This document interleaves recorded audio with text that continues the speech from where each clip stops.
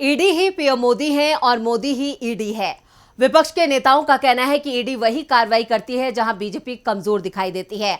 चुनाव के करीब आने पर तो ईडी की सक्रियता किसी राजनीतिक दल से भी ज्यादा तेज हो जाती है। इस समय 5 राज्यों में विधानसभा चुनाव चल रहे हैं और ईडी के विपक्षी दल के नेताओं पर लगातार छापे पड़ रहे हैं। कुछ हजारों रुपए के लेन देन को भी ईडी खंगाल रही है। लोग गिरफ्तार हो रहे हैं। बंगाल, दिल्ली में तो तमाम विधायक और मंत्रियों को ईडी गिरफ्तार कर चुकी है, तो राजस्थान और छत्तीसगढ़ में पूरे साल छापेमारी चलती रही। चुनावों में भी छापेमारी लगातार चल रही है। ईडी की इस अति सक्रियता को लेकर छत्तीसगढ़ के सीएम भूपेश बघेल ने तो यहां तक कह दिया था कि हमारे राज्य में तो ईडी के अधिकारी गली गली घूम रहे हैं। लेकिन अब बीजेपी को ईडी की ताकत से डर लगने लगा है। डर इस बात का लग रहा है कि आज से ठीक 6 महीने बाद देश में नई सरकार आ जाएगी और सीबीआई की तरह अब ईडी को भी पिंजरे का तोता कहा जाने लगा है। यानी ईडी अपने मालिक के कहने पर काम करती रहती है और उसका मालिक केंद्र की सरकार होती है। अभी केंद्र में बीजेपी की सरकार है, इसलिए बीजेपी के नेताओं पर ईडी की कार्रवाई की खबरें बहुत कम सुनाई देती हैं। ईडी के निशाने पर विपक्ष के नेता ही रहते हैं। लेकिन 6 महीने बाद क्या होगा, इसका डर केंद्रीय मंत्री अनुराग ठाकुर के बयान में साफ देखा जा रहा है। तो कांग्रेस अध्यक्ष मल्लिकार्जुन खड़गे के ऐलान ने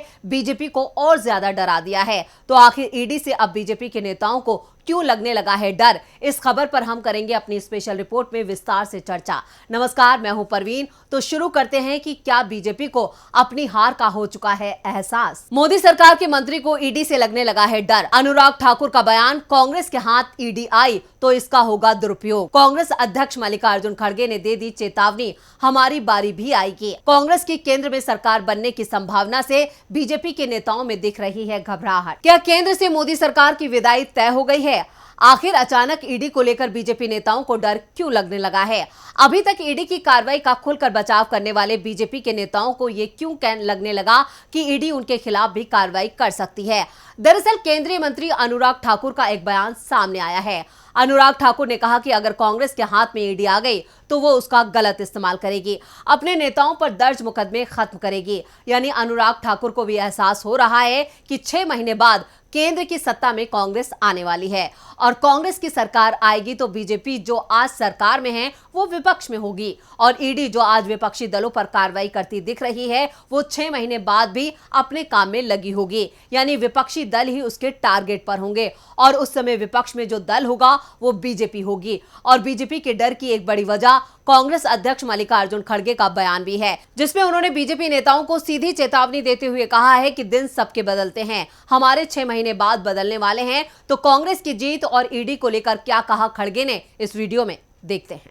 मैं कल छत्तीसगढ़ में था और छत्तीसगढ़ में वहां पर मोदी साहब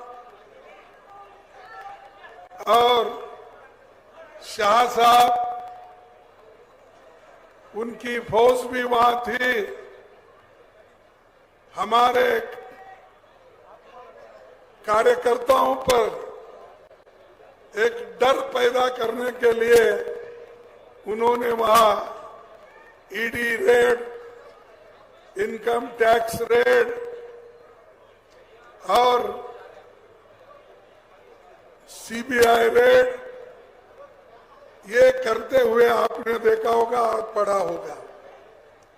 वो चाहते हैं मोदी जी और उनके लोग कांग्रेस को कमजोर करना, इनको घर में बिठाना, कार्यकर्ताओं को घर में बिठाना, ताकि वो खुद डिमोरलाइज हो जाए,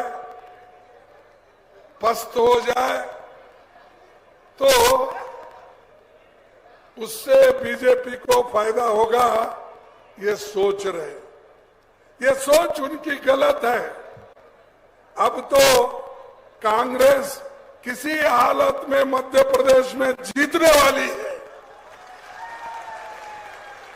चाहे कितने मोदी जी आन दो, कितने शाह आन दो, कितने लोग झूठ बोलने दो, कितने लोग तुमको आश्वासन बीजेपी के लोग देने दो, कुछ होने वाला नहीं है। जीतेगा, हाथ जीतेगा। खड़गे की इस चेतावनी ने बीजेपी नेताओं की अभी से नींद उड़ा दी है। बीजेपी नेताओं को डर लग रहा है 6 महीने बाद अगर सरकार बदली, जिसकी संभावनाएं सबसे ज्यादा दिखाई दे रही हैं, तो फिर ईडी के छापे बीजेपी नेताओं पर पड़ने लगेंगे। और बीजेपी के उन नेताओं को सबसे ज्यादा डर लग रहा है जिन्होंने ईडी की कार्रवाई के बाद दल बदला है, यानी विपक्षी पार्टियों से अपने रिश्ते तोड़कर बीजेपी का दामन थामा और आज सरकार में महत्वपूर्ण जगह पर बैठे हुए हैं। लेकिन ईडी के पास अभी भी उनके केस हिस्ट्री है और सरकार बदलते ही ये केस फिर से खुल जाएंगे। यानी ईडी की कार्रवाई सबसे पहले उन नेताओं पर होगी जिन्होंने ईडी के ही दबाव में दल बदल किया था और इसके संकेत अब केंद्रीय मंत्रियों के बयानों से भी मिलने लगे हैं। दरअसल पहले सीबीआई को केंद्र सरकार की सबसे बड़ी ताकत माना जाता था। सुप्रीम कोर्ट ने तो सीबीआई को पिंजरे में बंद तोता तक कह दिया था, लेकिन सीबीआई की मनमानी के खिलाफ बाद में तमाम राज्यों की सरकारों ने अपने राज्य में सीबीआई के प्रवेश पर रोक लगा दी थी और सीबीआई पर रोक का यह चलन शुरू हुआ और मोदी सरकार केंद्र में आने के बाद, क्योंकि मोदी राज में सीबीआई की छापेमारी विपक्षी शासित राज्यों में अचानक ही बढ़ गई, जिसके बाद एक विपक्षी दलों के शासन वाली राज्यों में सीबीआई की एंट्री बैन होती चली गई और जैसे ही सीबीआई की एंट्री बैन हुई वैसे ही ईडी की सक्रियता बढ़ने लगी। ईडी पर राज्य सरकारें रोक नहीं लगा सकती हैं। अभी गैर बीजेपी दल ईडी के टारगेट पर हैं, तो 6 महीने बाद सत्ता बदलते ही बीजेपी के नेता भी ईडी का टारगेट बन सकते हैं। 6 महीने में देश में बनेगी नई सरकार। इंडिया और एनडीए गठबंधन के बीच होना है मुकाबला। इंडिया गठबंधन की बढ़ती ताकत कर रही है बीजेपी को परेशान। मोदी सरकार में ईडी की विश्वसनीयता पर उठ रहे हैं सवाल। मोदी सरकार और बीजेपी नेताओं में अब ईडी का खौफ दिखना शुरू हो गया है, क्योंकि ये कहा जा रहा है कि 5 राज्यों के विधानसभा चुनाव के बाद ईडी की सक्रियता अचानक थम सकती है। 5 राज्यों में अगर बीजेपी को हार मिलती है तो देश में साफ साफ मैसेज पहुंच जाएगा कि केंद्र में भी बीजेपी की विदाई होने वाली है। वैसे अभी डीवी लाइव का जो सर्वे सामने आया है और दूसरे चैनलों के जो सर्वे आ रहे हैं उसमें तो यही संकेत मिल रहे हैं कि बीजेपी का सफाया तय है। 5 ही राज्यों में कांग्रेस की सरकार बनती दिखाई दे रही है और उसके बाद बीजेपी में भगदड़ भी मच सकती है और इसी का डर अब बीजेपी को दिख रहा है। बीजेपी नेता अभी से ही ईडी की ताकत को लेकर डरे हुए दिखाई दे रहे हैं, क्योंकि जिस तरह से पिछले 5 साल में देश में ईडी ने छोटे छोटे मामलों में एंट्री मारी है और विपक्षी दल के नेताओं को गिरफ्तार किया है, वो विपक्ष में पहुंचने के बाद बीजेपी के साथ भी वैसा ही कर सकते हैं। ऐसे में ये सवाल जरूर उठकर खड़े हो रहे हैं कि क्या बीजेपी के नेता अब ये मान चुके हैं कि 2024 के चुनाव में उनकी पार्टी हारने वाली है। राहुल गांधी और इंडिया गठबंधन के नेता तो पिछले करीब 6 महीने से ही मोदी सरकार की केंद्र से विदाई के दावे कर रहे हैं। विपक्षी गठबंधन तेजी से मजबूत भी हो रहा है और इसका एहसास बीजेपी को भी हो रहा है। इसलिए बीजेपी हाईकमान को अपने सहयोगियों की याद आ रही है, लेकिन बाजी अब उसके हाथ से फिसलती जा रही है। तो यहां पर ईडी को लेकर जिस तरह से बीजेपी में हड़कंप मचा हुआ है, उससे साफ अंदाजा लगाया जा सकता है कि अब बीजेपी की नींद पूरी तरह से उड़ चुकी है।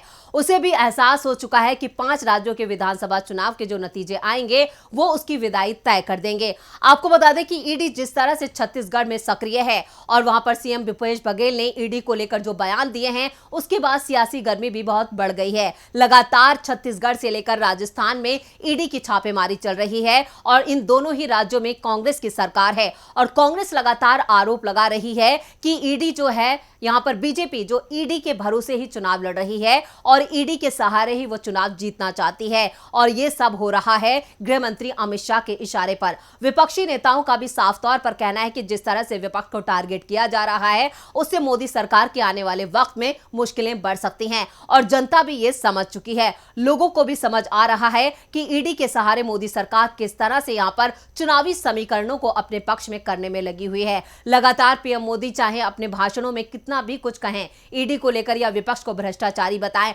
लेकिन वो खुद दूध के धुले नहीं हैं, ये साफ तौर पर कहा गया है। और विपक्ष जिस तरह से कह रहा है कि बीजेपी के पास वॉशिंग मशीन है और यहां पर जब भी जो विपक्षी नेता होते हैं अगर उन पर भ्रष्टाचार के आरोप लगते हैं और वो बीजेपी में शामिल हो जाते हैं तो बीजेपी की वॉशिंग मशीन में यहां पर नेता धुल जाते हैं और वो बिल्कुल पाक साफ हो जाते हैं। अगर आप विपक्ष में हैं तो आप दागदार हैं, लेकिन अगर आप सत्ता पक्ष के साथ हैं तो आप में कोई बुराई नहीं है। और विपक्ष लगातार इन्हीं आरोपों को लगा रहा है और ईडी भी अब इनको लेकर सवालों के घेरे में है। तो ये थी हमारी स्पेशल रिपोर्ट। आपको हमारा ये वीडियो कैसा लगा नीचे कमेंट बॉक्स में अपनी राय जरूर दें और इस वीडियो को ज्यादा से ज्यादा लाइक करें और शेयर करें। देखते रहिए डीबी लाइव। नमस्कार।